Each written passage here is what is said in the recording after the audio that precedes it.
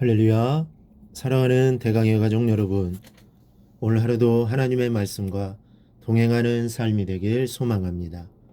오늘 함께 나눌 하나님의 말씀은 다니엘 10장 14절에서 19절 말씀입니다. 이제 내가 마지막 날에 내 백성이 당할 일을 내게 깨닫게 하러 왔노라. 이는 이 환상이 오랜 후의 일임이라 하더라. 그가 이런 말을 내게 이를 때에 내가 곧 얼굴을 땅에 향하고 말문이 막혔더니 인자와 같은 이가 있어 내 입술을 만진지라. 내가 곧 입을 열어 내 앞에 서 있는 자에게 말하여 이르되 내 주여 이 환상으로 말미암아 근심이 내게 더하므로 내가 힘이 없어졌나이다.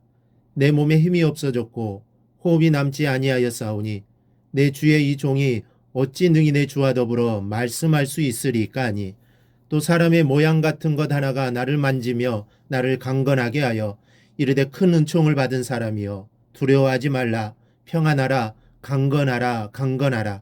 그가 이같이 내게 말하매 내가 곧 힘이 나서 이르되 내 주께서 나를 강건하게 하셨사오니 말씀하옵소서. 아멘.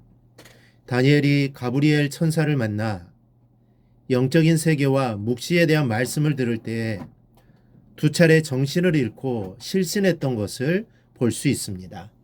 8장 18절을 보면 그가 내게 말할 때에 내가 얼굴을 땅에 대고 엎드리어 깊이 잠들매 그가 나를 어루만져서 일으켜 세우며 라고 했습니다. 정신을 잃고 맥없이 쓰러졌다는 얘기입니다. 그 다음 또 한 차례 혼절하게 됩니다. 본문 15절을 보면 내가 곧 얼굴을 땅에 향하고 말문이 막혔더니, 이 말문이 막혔다는 말은 히브리어 알람이라는 말로 꽁꽁 묶다라는 뜻입니다. 혀를 꽁꽁 묶다는 의미로 벙어리, 침묵 등의 뜻이 파생되었습니다. 가브리엘 천사로부터 묵시를 받은 다니엘은 어안이 벙벙하여 마치 벙어리처럼 아무 말도 하지 못하고 있습니다. 그러던 다니엘은 인자와 같은 이가 자신을 만질 때 혼절을 하고 맙니다. 아마 그분은 그리스도이신 것으로 보입니다. 17절을 보면 내 몸에 힘이 없어졌고 호흡이 남지 아니하였사오니, 호흡이 남지 않았다는 것은 마치 맥을 놓고 죽어가는 사람처럼 되었다는 말입니다. 바로 그 순간에 사람의 모양 같은 것 하나가 나를 만지며 라고 했습니다. 사람의 모양 같은 것은 가브리엘 천사를 가리키는 것으로 보입니다. 그분이 호흡이 남지 않는 사람처럼 되어버린 다니엘을 어루만지며 이런 말씀을 합니다. 이르되 큰 은총을 받은 사람이여 두려워하지 말라. 평안하라. 강건하라. 강건하라. 그런데 이상한 일이 벌어졌습니다. 천사가 두려워하지 말라. 평안하라. 강건하라. 강건하라고 말씀하자 다니엘이 즉시로 힘을 얻게 되었습니다. 19절에 그가 이같이 내게 말하매 내가 곧 힘이 나서 이르되 내 주께서 나를 강건하게 하셨사오니 말씀하옵소서. 가브리엘 천사가 평안하라, 강건하라고 말씀하시자마자 즉시로 강건해지는 역사가 나타난 것입니다. 여러분, 평안하라, 강건하라는 말은 평안하도록 애써라, 강건하도록 노력해라라는 뜻이 아닙니다. 내 스스로 무언가를 이루려고 하는 것이 아닙니다.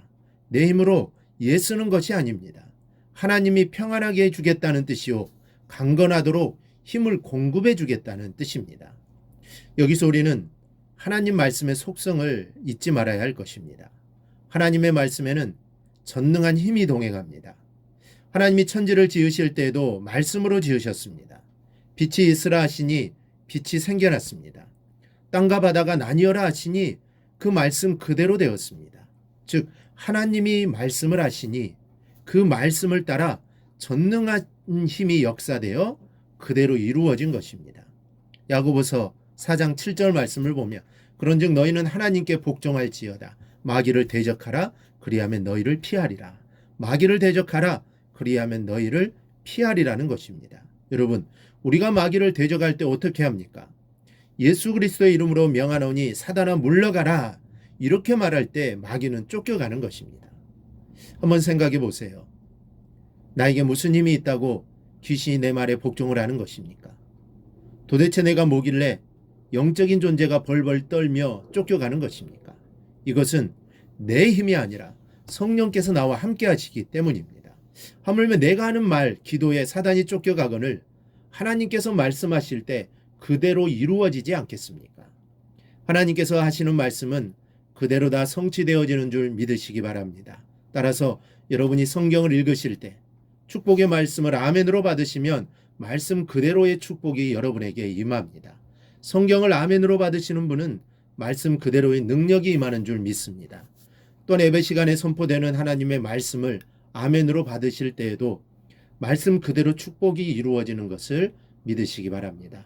오늘 본문을 통하여 주님이 우리에게 말씀합니다. 두려워 말라, 평안하라, 강건하라. 하나님이 너와 함께 하신다. 이 말씀이 여러분의 인생에 이루어지는 것을 믿습니다. 그런데 이 모든 것이 성도들에게 베푸시는 하나님의 은혜입니다. 내가 강건하고 싶어서, 내가 모든 것이 형통하고 싶어서, 내가 평안하고 싶어서 평안한 게 아닙니다. 하나님이 은혜를 주셔야만 가능한 것입니다. 여러분, 성경에 열거된 무수한 신앙 인물들과 그들의 신앙 업적들을 한번 생각해 보십시오. 성경에는 아브라함, 이삭, 야곱, 요셉, 모세, 다윗, 베드로, 바울 등 무수한 인물들이 나옵니다. 그리고 그들 각각이 이룬 아름다운 신앙 업적들에 대해 소개하고 있습니다. 그런데 그 모든 것은 실상 그들이 위대해서, 그들이 대단해서 이룬 업적이 아닙니다. 제 아무리 많은 것, 대단한 것을 했다 해도 그 모든 것은 실상 하나님의 은혜를 그들이 받아 누림으로 이루어진 자연스러운 일들일 뿐입니다. 그래서 그들 모두는 자기를 내세우거나 자기 업적을 내세울 수가 없었습니다. 하나님의 은혜가 그들로 하여금 그토록 능하고 성실하며 온전히 하나님의 위대한 역사를 감당하는 주역으로 우뚝 서게 하였고, 하나님의 은혜를 인하여 그들은 자기들에게 부여된 사명을 온전히 감당할 수 있었습니다.